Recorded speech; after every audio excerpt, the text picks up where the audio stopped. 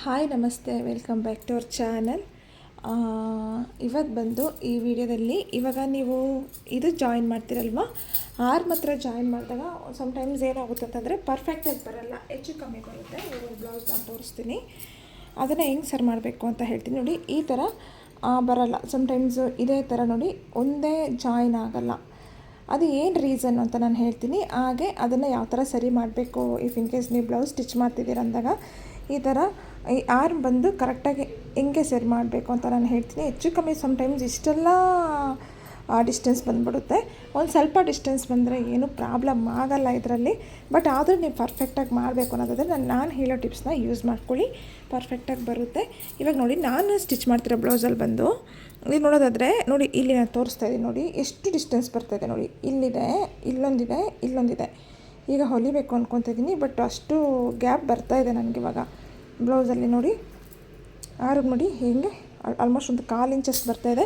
ಇದನ್ನು ಯಾವ ಥರ ಸರಿ ಮಾಡಬೇಕು ಅಂತ ಹೇಳ್ತೀನಿ. ಇವಾಗ ಇದಿದೆಯಲ್ವ, ಇದನ್ನು ಬಿಟ್ಟುಬಿಡಿ. ಇವಾಗ ಯಾವುದು ನೋಡಿ, ಇದು ಕೆಳಗಡೆ ನೋಡಿ ಯಾವ್ದು ಬರ್ತಾಯಿದೆಯೋ ಅದನ್ನು ತೊಗೊಳ್ಳಿ. ಇದನ್ನು, ಈ ಪೋರ್ಷನ್ನು, ಇದು ಮೇಲೆ ಬಂದಿರೋದನ್ನ ಬಿಟ್ಬಿಡಿ. ಇದು ಜಾಸ್ತಿ ಆಗಿದೆ. ಇವಾಗ ಇದನ್ನು ಏನು ಮಾಡ್ತೀನಿ ಅಂತಂದರೆ, ನಾನು ನೋಡಿ ಇಷ್ಟನ್ನು ಮತ್ತು ಇದು ಒಂದು 1/4 ಇಂಚಷ್ಟಲ್ವ, 1/4 ಇಂಚಷ್ಟನ್ನ ನಾನು ನೀಟಾಗಿ ಇಲ್ಲಿ ನಾನು ಹೊಲಿಯೋದಿಲ್ಲ ಅಂತ ನೋಡ್ಕೊಳ್ಳಿ. ಇಲ್ಲಿ ನಾನು ಮತ್ತೆ ಅಗೇನ್ ಸ್ಟಿಚಿಂಗ್ ಮಾಡ್ತೀನಿ. ಸ್ಟಿಚಿಂಗ್ ಮಾಡಿ ನೋಡಿ, ಈಗ ಥರ ಸ್ಟಿಚ್ ಮಾಡ್ತೀನಿ. ನೋಡ್ಕೊಳ್ಳಿ ಇವಾಗ ಹೆಂಗೆ ಮಾಡ್ತೀನಿ ಅಂತ. ಒಂದು 1/4 ಇಂಚಷ್ಟು ಇಲ್ಲಿ ನಾನು ಸರ್ ಮಾಡ್ತೀನಿ.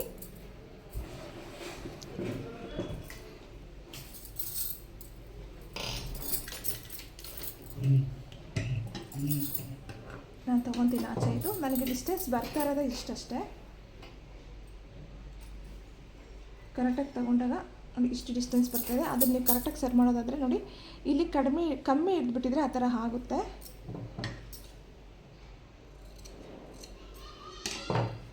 ಒಂದು 1/4 ಇಂಚಷ್ಟು ನೋಡಿ, ಇದು ಎಷ್ಟು ಡಿಸ್ಟೆನ್ಸ್ ಬರ್ತಾಯಿದೆ ನಾನು ಹಿಡಿತೀನಿ. ಇಲ್ಲಿ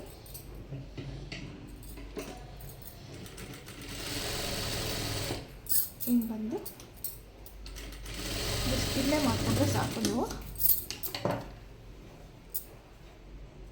ಇವಾಗ ಸರಿ ಹೋಗುತ್ತೆ. ಇವಾಗ ನೋಡೋದಾದರೆ ನೋಡಿ, ಎರಡು ಕರೆಕ್ಟಾಗಿ ಬರ್ತಾಯಿದೆ ನೋಡಿ. ಹಿಂಗೆ ಇಟ್ಕೊಂಡು ನೋಡಿದ್ರೇ ಗೊತ್ತಾಗುತ್ತೆ ನಿಮಗೆ. ಇವಾಗ ನೋಡೋದಾದರೆ ನೋಡಿ ಪರ್ಫೆಕ್ಟಾಗಿದೆ. ಈಗ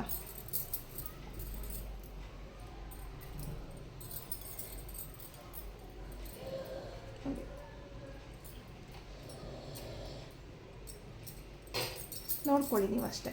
ಇದು ಇಟ್ಕೊಂಡು ಇದನ್ನು ಅಷ್ಟೇ ಕರೆಕ್ಟಾಗಿ ಹಿಂಗೆ ಹೇಳೋದು ನೋಡ್ಕೊಂಡಾಗ ನಿಮ್ಗೆ ಕರೆಕ್ಟಾಗಿ ಗೊತ್ತಾಗುತ್ತೆ ನೋಡಿ. ಇನ್ನೂ ಸ್ವಲ್ಪ ಬರ್ತಾಯಿದೆ ಅಂತ ಟೈಮಲ್ಲಿ ಇನ್ನೂ ಒಂದು ಸ್ವಲ್ಪ ಒಂದು 1/4 ಇಂಚಷ್ಟು ನೀವು ಹಿಂಗೆ ಹಾಕ್ಕೊಂಬಿಟ್ರೆ ಕರೆಕ್ಟಾಗಿ ಸರಿ ಹೋಗುತ್ತೆ. ನನಗೆ ಇನ್ನೂ ಒಂದು ಸ್ವಲ್ಪ 1/4 ಇಂಚ್, ಇನ್ನೂ 1/4 ಇಂಚ್ ಹಾಕ್ಕೋತೀನಿ ನಾನು.